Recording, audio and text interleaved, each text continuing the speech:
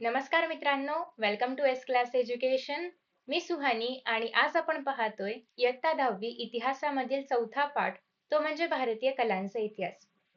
कला कला म्हणजे काय बरं? लहानपणापासून आपण बघतो की चित्रकला असते किंवा तुम्ही शिल्पकला ऐकली असेल म्हणजे दगडामध्ये कोरून कोरून काहीतरी करतात.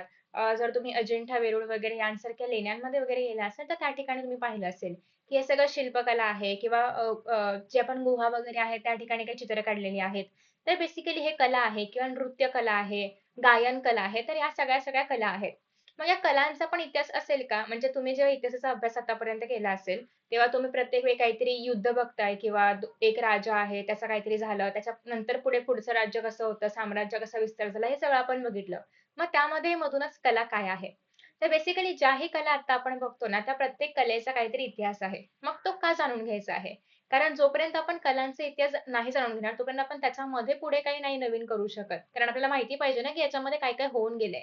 सो मग ते समजून घेऊन त्या कलेमध्ये जर तुम्हाला पुढे करिअर करायचं असेल, तर इनफॅक्ट चांगली गोष्ट आहे. आणि नसेल करायचं तरी पण चांगली गोष्ट आहे. पण जर करिअर करायचं असेल, तर त्याच्याशी रिगार्डिंग बऱ्याचशा गोष्टी तुम्हाला या पाठामध्ये बघायला मिळतील. सो लेट अस स्टार्ट भारतीय कलांचा इतिहास. आता सगळ्यात पहिली गोष्ट तर कला म्हणजे काय हेच आधी आपल्याला माहिती असलं पाहिजे. कारण आपण उदाहरणं बघितली की चित्रकला असतं, शिल्पकला आहे किंवा नृत्यकला आहे वगैरे, वगैरे, वगैरे. पण एक्झॅक्टली कला म्हणजे काय? तर कला म्हणजे मुलीचं नावही असतंच, पण आता आपण कला म्हणजे काय बघूया. तर स्वतःला आलेले अनुभव आणि त्यातून प्राप्त झालेलं जे काही ज्ञान आहे, तसेच मनामधील भावभावना इतरांपर्यंत पोहोचाव्यात, ही प्रत्येक माणसाची सहज प्रवृत्ती असते. आणि ही जी काही सहज प्रवृत्ती आहे, त्या प्रेरणेमधून जेव्हा एखाद्या सौंदर्यपूर्ण गोष्टीची निर्मिती केली जाते, तेव्हा तिला कला असं म्हणतात. आहाहा! म्हणजे डेफिनेशन खूप छान आहे, पण ती कळत नाहीये. तर ते काय आहे ते आपण बघूया. तर बेसिकली आपण कधीतरी चित्र काढायला बसतो. म्हणजे आपण काय करतो? आपण एकतर निसर्गाचं चित्र काढतो किंवा काही लोकांचं असं असतं ना, की ते चित्र वगैरे काढून मनातल्या भावना व्यक्त करतात. म्हणजे तुम्ही जर हे पिक्चर बघितलं असेल, काय बरं त्याचं नाव? अ, नाव काय बरं त्याचं? त्याच्यामध्ये ईशान नावाचा मुलगा होता. तारे जमीन पर.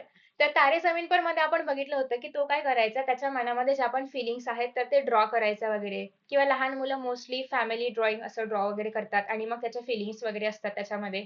तर बेसिकली आपल्या मनामधल्या ज्या काही भावभावना आहेत, त्या आपण त्या कागदावरती उतरवतो. इव्हन म्युझिकमधून पण आपण तेच करतो. मोस्टली आपण ती गाणी ऐकतो ज्या फेजमधून आपण जात असतो. सो बेसिकली ती सगळी काय आहे, कला आहे.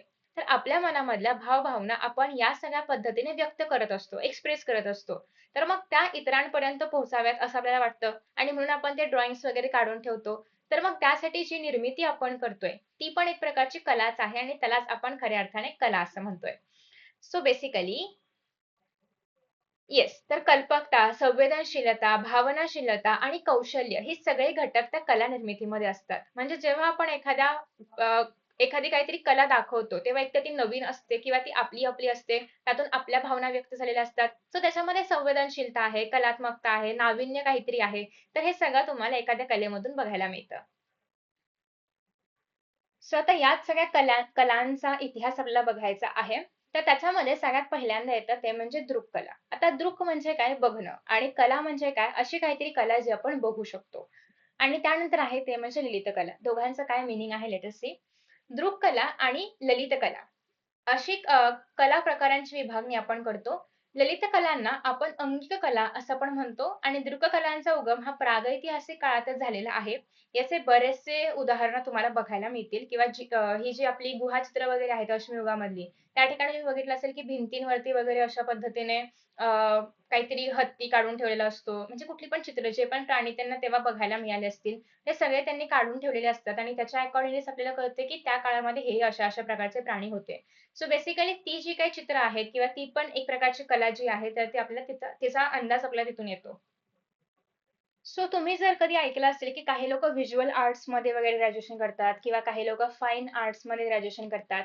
तर बेसिकली दृककला म्हणजे काय? व्हिज्युअल आर्ट्स जे आपण डोळ्यांनी बघू शकतो. चित्रकला वगैरे असेल जे आपण डोळ्यांनी पाहू शकतो. आणि ललित कला म्हणजे काय? अंगिक कला म्हणजे फाईन आर्ट्स जे आपल्याला आनंद देतात किंवा जे गोष्टी केल्यानंतर आपल्याला आनंद मिळतो अशा कलांना आपण म्हणणार आहोत फाईन आर्ट्स. मग त्यामध्ये संगीत पण येऊ शकतं, नृत्य पण येऊ शकतं, नाटक येऊ शकतं. म्हणजे जे जे पण आपण ऐकून, बघून, पाहून वगैरे आपल्याला आनंद मिळतो दॅट इज ललित कला. ठीक आहे. अंगिक कला ज्याला आपण म्हणतो. तर बेसिकली अशा 2 प्रकारच्या कला आहेत. तर त्यामध्ये आपण पाहिले की गुहांमध्ये जे काही चित्र वगैरे काढलेली असतात, तर ते सगळे कशामध्ये येतात? दृककलांमध्ये येतात. कारण ते आपण बघू शकतो आणि बघून आपल्याला कळू शकते की याच्यामध्ये एक्झॅक्टली काय आहे? प्राणी आहेत किंवा जे काही त्यांनी ड्रॉ करून ठेवलं असेल.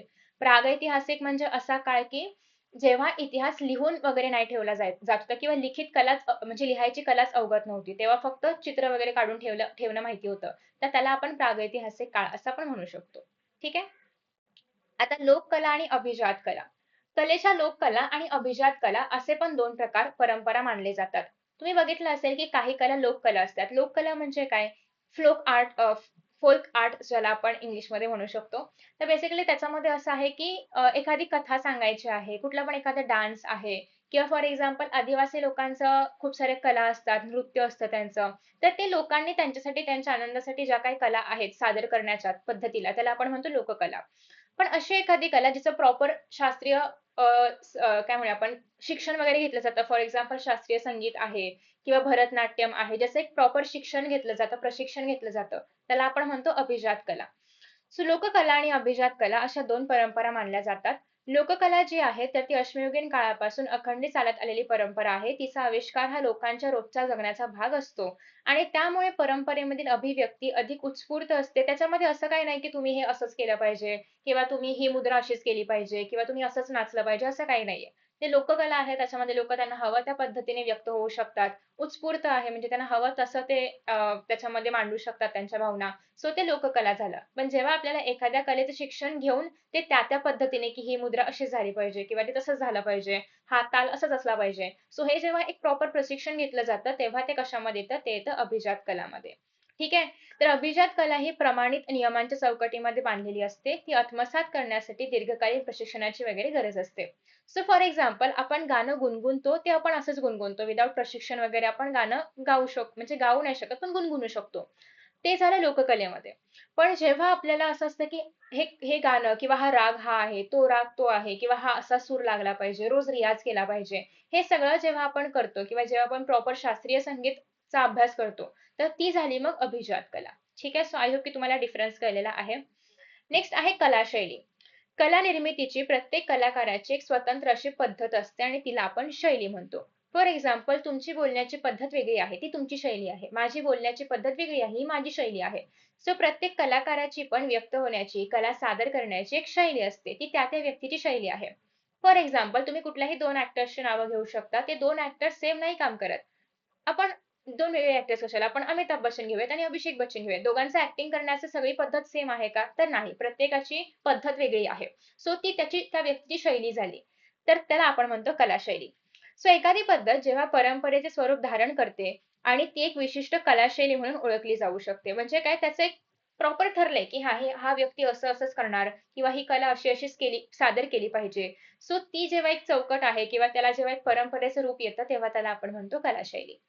सो प्रत्येक संस्कृतीमध्ये वेगवेगळ्या कालखंडाशी आणि प्रदेशांशी निगडीत असलेल्या वैशिष्ट्यपूर्ण कलाशैली विकसित होत असतात. आणि मग आता हे डिपेंड करतं ना, की तुम्ही जर वरती नॉर्थमध्ये गेलात, तर त्यांची कला सादर करण्याची पद्धत वेगळी आहे. ते पण डान्स करतात, ते पण नृत्य करतात, पण त्यांच्या नृत्य करण्याची पद्धत वेगळी आहे. साऊथमध्ये गेलात, त्यांचं नृत्य वेगळं आहे. नॉर्थ ईस्टमध्ये गेलात, त्यांचं नृत्य वेगळं आहे. म्हणजेच काय, की प्रदेशानुसार पण कला सादरीकरणामध्ये फरक पडतो. कारण त्यांची कलाशैली वेगळी आहे. तर मग अशा पद्धतीने प्रत्येक प्रदेशाची वैशिष्ट्यपूर्ण अशी कलाशक्ती असते. त्या शैलींच्या आधारे त्या संस्कृतीमधील कलेचा त्याचा अभ्यास आपण करू शकतो, की त्या संस्कृतीमध्ये असं काय आहे. फॉर एक्झाम्पल आपल्याकडे लावणी आहे महाराष्ट्रामध्ये. इतर ठिकाणी इतर कुठलं तरी नृत्य असेल. काही ठिकाणी हेच भरतनाट्यम वेगळं आहे. काही ठिकाणी कथकली आहे.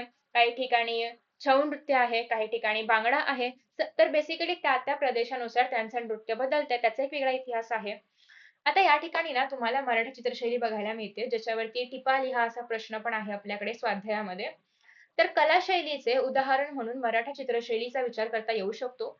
साधारणपणे इसवी सनाच्या 17व्या शतकाच्या उत्तरार्ध म्हणजे 17वं शतक संपताना. ठीक आहे.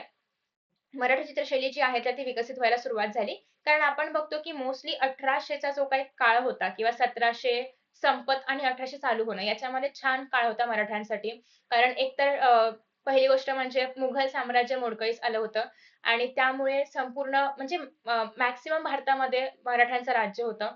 सो मग तेव्हा आपण बघतो की मराठी चित्रशैली वगैरे काय काय विकसित व्हायला सुरुवात झाली आणि या शैलीतील चित्रे रंगीत होती आणि ती भित्तिचित्र आणि हस्तलिखितां मधील जी पण लघुचित्र आहेत त्या स्वरूपामध्ये आहेत. पहिली गोष्ट म्हणजे रंगीत आहेत हे मेन्शन केलंय म्हणजे कलर्स वापरले जात होते याच्यामध्ये.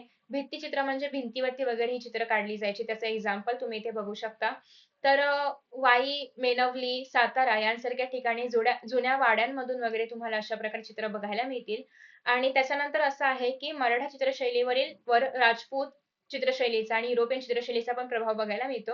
कारण जे पण तिकडे गोष्टी असतील त्याच सेम काही किंवा ते त्या पद्धतीने काहीतरी इकडे पण काढलं गेलंय. म्हणजे काय की त्या चित्रशैलीचा प्रभाव मराठ्यांच्या चित्रशैलीवरती पडतोय. ठीक आहे. तर एखादी विशिष्ट चित्रशैली ज्या काळामध्ये विकसित झाली असेल, त्या काळामधलं राहणीमान, पोशाख, रीतिरिवाज इत्यादी गोष्टींचा पण तुम्हाला अभ्यास त्या शैलींमधून, त्या चित्रांमधून करता येतो. फॉर एक्झाम्पल आता इथे बघा.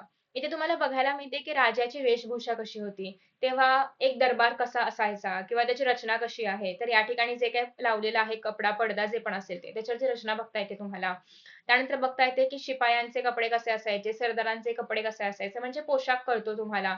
हे पण कळतं की तलवारी वगैरे आहेत, तर म्हणजे त्या काळामध्ये कुठलं शस्त्र वापरलं जायचं किंवा इनफॅक्ट या ठिकाणी तुम्हाला रचना बघायला मिळते. तर तेव्हाचं जे आर्किटेक्चर आहे ह्याच्यामधलं, तर ते कसं होतं, तर हे पण तुम्हाला बघायला मिळते. वाडे वगैरे कसे होते वगैरे वगैरे. तर अशा पद्धतीने आपण याच्यामध्ये काय काय बघितलेलं आहे की कला म्हणजे काय असतं, दृककला म्हणजे काय असतं, अभिजात कला काय आहे, अशा कोणत्या कला आहेत की ज्या कलांसाठी परंपरा वगैरे किंवा एक प्रॉपर प्रशिक्षण वगैरे घ्यावं लागतं. कोणत्या अशा कला आहेत की ज्यांच्याकडे काही प्रशिक्षण नसेल तरी पण चालून जातं. तर हे सगळं आपण बघितलेलं आहे आणि हा होता आपला पहिला पार्ट. साधारणतः 3 ते 4 पार्टमध्ये हा आपला चॅप्टर जो आहे तो कंप्लीट होईल. याच्या आधी तुम्हाला जर असं हवं आहे की पूर्ण चॅप्टर एकाच व्हिडिओमध्ये, तर ते मी याच्या आधी अपलोड केलेलं आहे वन शॉट वगैरे. तुम्ही ते पण रेफर करू शकता. किंवा तुमचं असं आहे की फुल एक चॅप्टर एकदम बघून बोर होतोय, तर त्यासाठी मी आता पार्ट्समध्ये व्हिडिओज बनवते. एक साधारणतः 10 ते 15 मिनिटांचा एक पार्ट असेल आणि साधारणतः 4 पार्ट्समध्ये वगैरे एखादा चॅप्टर जो आहे तर तो कंप्लीट होतो. म्हणजे जे आता आपले 10वीचे चॅप्टर्स आहेत तर ते. तर जास्त लोड न घेता आपण आता कलांचं इंट्रोडक्शन बघितलेलं आहे. नेक्स्ट व्हिडिओमध्ये मग आपण ऍक्च्युअली कला बघायला घेऊया की चित्रकला काय आहे, भित्तिचित्र काय आहे, दृककला काय आहे किंवा इतर कुठल्या कला आहेत. आपण याच्यामध्ये हे पण बघणार आहोत की फॉर एक्झाम्पल गोल घुमट तुम्हाला माहिती असेल, त्याच्या रचनेबद्दल बघूयात किंवा इतर जे सगळी स्मारकं वगैरे आपण बघतो, मुघलांच्या काळामधली असतील किंवा आत्ताचे पण काही असतील, तर त्याचाही अभ्यास आपण करणार आहोत. बौद्ध स्तूप वगैरे असतील त्याच्याबद्दलही आपण बघणार आहोत. सो आय होप की तुम्हाला हा चॅप्टर आवडेल आणि हा व्हिडिओ आवडला असेल तर नक्कीच लाईक करा, शेअर करा आणि विजन सिरीजला फॉलो करा कारण हे सगळे व्हिडिओज या सिरीजमध्ये येत राहतील आणि इतर भूगोल आणि राज्यशास्त्राचे पण व्हिडिओज मी अपलोड करत आहे ते पण चेकआउट करा. Thank you so much and bye.